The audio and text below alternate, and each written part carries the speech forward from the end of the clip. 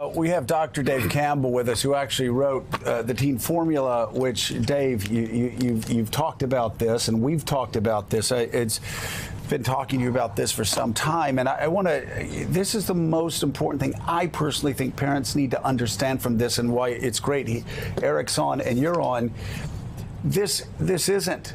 It doesn't happen to kids from bad families. It happens to kids from all families. And again, it's like Russian roulette. A kid may think he's going out buying Xanax, but the reason so many people are dying now is it's laced with fentanyl, and you get the wrong dosage by somebody in China that ships it in to, say, Colorado.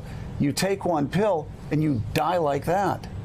Yeah, the problem is we're seeing this very long marathon of substance use problems in the U.S. that probably started in the 80s before that, but it's been escalating, and in the last few years, probably 5, but certainly the last 2 or 3, we see the increasing availability of these ultra-potent synthetic opioids.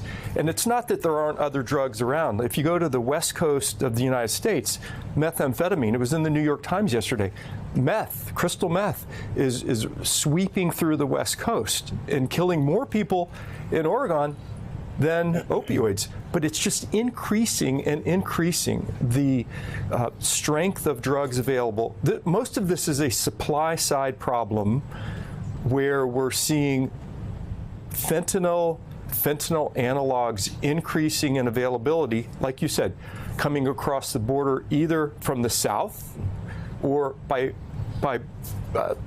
the mail.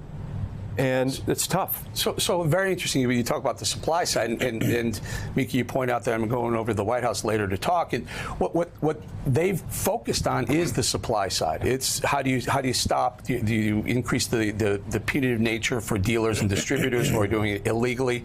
Joe Manchin talks about a town in his state in West Virginia where I think there was around 1,000 people in the town, and there were 9 million opioid pills delivered to the town. Hasn't the National Guard gotten involved now, even in West Virginia? Think about what happened in the last 2 days. Purdue Pharmaceuticals said they're going to cut their sales force in half of selling OxyContin. Are you kidding me? Do they have to have a sales force to sell a drug like this? Do they really need a sales force? That's the supply side. That's the push, the sales side. Why wouldn't it be, let's just take the pull side. If a doctor has to prescribe an opioid, then that's fine. But why are they pushing these pills on these doctors? Why are they taking doctors on junkets to go golfing, to go to Hawaii, to go on cruises, to prescribe more pills? Well, they aren't now, but they were. And here we are in 2018 with this dramatically escalated problem, part and parcel to the educational programs that the pharmaceutical industries participated, and we participated in knowingly over the last 20 years. But the availability of the drugs, whether they're prescription drugs, as we're talking about now, illicit drugs, as we're talking about, is increasing. And the President's Commission on Substance, on Addiction and Opioid Crisis is a wonderful document to look at. It came out in its final form in November of last year, 2017. Everybody can access that on the internet, and it's a treasure trove of information. So Dave, let me stop you there, and maybe I shouldn't reveal this, but I'm going to.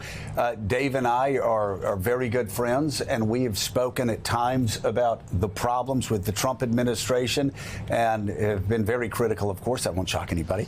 But on this one topic, you've actually, over the past week, I thought this was going to be a showdown, but over the past week, you've changed your outlook on, for instance, I guess the CDC director you think is a professional and somebody that can actually help here, and also the funding. You said the funding in the most recent budget actually was very aggressive, Dave. It is, and I'm a proponent of what the federal government is trying to do. There were 57 recommendations that came out in Governor Chris Christie's proposals in November. If even part of those can be accomplished by the federal government and then the state governments and private industries, we're going to make some headway. But this is a marathon, you guys. This is not a sprint.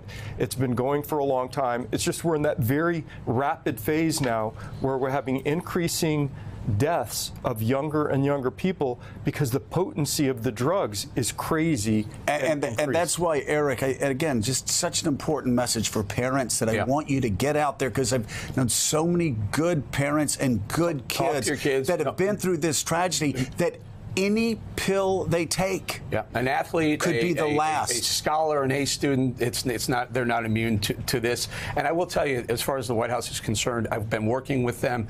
Donald Trump himself has brought me in to talk about, he cares about this issue. He really does. And as the doctor points out, some $6 billion in the latest budget towards opioid awareness. And I'm actually helping them out with one of their awareness programs.